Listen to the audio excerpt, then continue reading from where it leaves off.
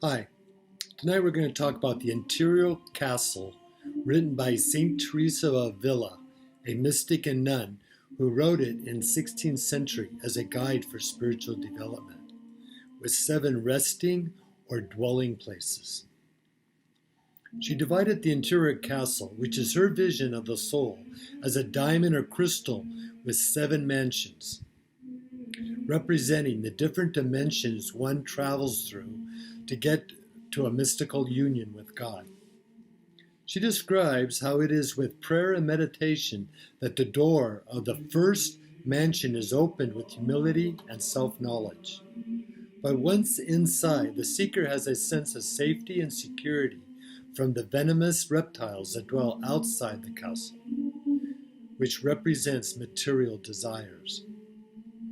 We dwell in this mansion to optimize our energy and to develop our life force by focusing to manage our desires that drain our energy away, causing fear and greed. In a state of grace, we find the first mansion, but we are still under the influence and intoxicated by the poison from the snakes outside the castle. Therefore, with self-knowledge, we recognize and forgive our sad condition of arrogance, anxiety, and fear. Albert Einstein said, 3 great forces rule the world: stupidity, fear, and greed. While Ralph Waldo Emerson said, he who is not every day conquering some fears has not learned the secret of life. As we grow in humility and grace, we transform to the second mansion, similar to winter gradually blending into spring, but without a time limit or words that can't express a spiritual reality. The second level strengthens our powers of resistance to overcome obstacles and desires by reinforcing virtue and mindfulness through prayer and contemplation. This is where we let go of emotional blockages so God's energy can flow unrestricted through us, so we can discover His grace, love, and joy. St. Teresa talks about us being a channel for God's love. So it is about personal play and having a healthy ego. Because we are still in the mind part of soul consciousness. Therefore, she wants our prayers and ourself to be authentic, without pretending to be someone we are not, because this way of love and peace flows through us and we are happy. This mention is about expressing our life and talents with a purpose and learning from our limitations, knowing that no one is perfect, so we don't judge. This dimension is about building the personal power to create a life in spirit without material temptations. She says common sense will show us how temporary and useless material things are in comparison with the spiritual bliss we are seeking. She then tells us to face the opposition within and without with the virtue of humility developed in the first mansion, to discover our weaknesses and to detach from excessive conviction. Ramakrishna says, spirituality automatically leads to humility. When a flower develops into a fruit, the petals drop off on its own. When one becomes spiritual, the ego vanishes gradually on its own. A tree laden with fruits always bends low. Humility is a sign of greatness. Now we turn to St. Teresa's description of the third mansion, where she says that people are generous and well-disciplined. On the other hand, she points out that they are not as perfect as they think they are, because they are not totally aware, so they should be careful and build security and prevent mistakes. At this level, we have willpower, confidence, and some self-control with the capability to transform to even higher dimensions.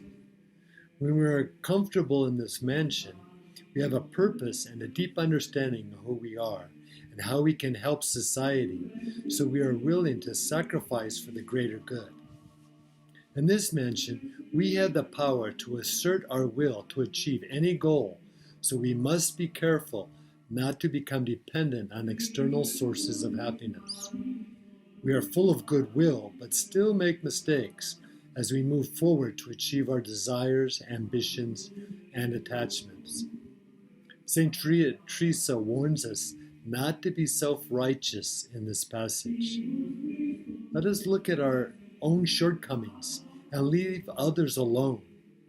For those who lived carefully ordered lives are apt to be shocked at everything, and yet we may well learn important lessons from the very persons who shock us. Our outward comportment may be better than theirs, but this, though good, is not the most important thing. There is no reason why we should expect everyone else to travel by our own road. She is telling us that this stage of the soul is still conceived in the mind, so experiences in duality lack the vision to experience the unity and love of the mansions beyond the mind. Prema Chandran says it's in a different way. Sometimes people's spiritual ideas become fixed, and they use them against those who don't share their beliefs. In effect, becoming fundamentalist. It's very dangerous. The finger of righteous indignation pointing at someone who is identified as bad or wrong. Self-righteousness kills. That is why we have domestic terrorism. In the fourth mention, the supernatural mystical life and the natural mental life come together, so it is easier to pass from mind in everyday life to deep meditation and then come back. The space in this mansion is the go-between that integrates the physical and spiritual realities together, making the physical spiritual. We feel the connection of our soul to the web of life on the earth, uniting everything together in the interconnected web of relationships.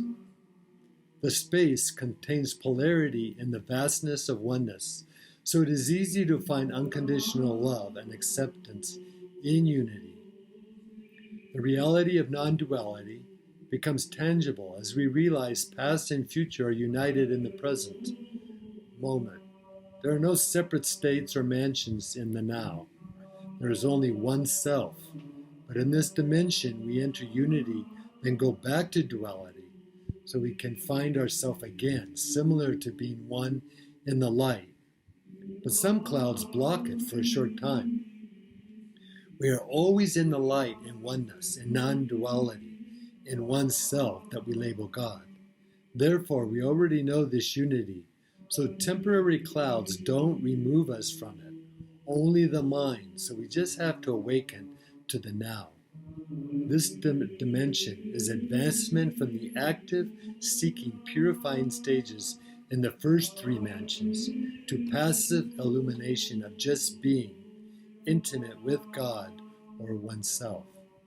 Albert Einstein said, "A person experiences life as something separated from the rest, a kind of optical delusion of consciousness. Our task must be to free ourselves from this self-imposed prison, and through compassion to find the reality of oneness." When we enter the fifth mansion, St. Teresa says there are many wonders, joys, and treasures to find as we are still in the enlightening stage. She says there are many riches and delights that bring bliss that she can't describe, but they entice us to go even deeper in prayer, which is a contemplation or kind of meditation. Each mention helps us to be more aware of personal and spiritual power and how we communicate with the energies on the physical and spiritual planes. Subsequently, we learn to let go of emotional and mental obstructions so we can flow towards the soul and spiritual liberation. The energy in this mansion tells us to be authentic with our personal power, so doors and opportunities will open. Therefore, forgiveness plays an important part in unblocking the guilt and pain we have picked up on our journey, and let it go so love can communicate with us, putting us in harmony. Meditation, nature walks, singing, chanting, and our hobbies is what sets us right and restores our health as we drop the veneer, the public image, a show to awaken to our authentic self. Teresa compares the soul to a silkworm, where an ugly worm comes in winter, but in spring spins silk into a cocoon, and finally comes out as a beautiful white butterfly. She says when we go deeper, the soul falls asleep to the things of the world, and says this death turns into unity with God. It develops by suspending our mind in a loss of material consciousness as the soul withdraws from the body, functions to unite with God. Albert Einstein says, I think 99 times and find nothing. I stop thinking, swim in silence, and the truth comes to me. Appearance in the sixth mansion designates an evolution from the illuminative stage to the unitive stage, which demonstrates a deep love of God. However, St. Teresa warns us of the ordeals we go through inside and outside in our confusion going through the sixth mansion.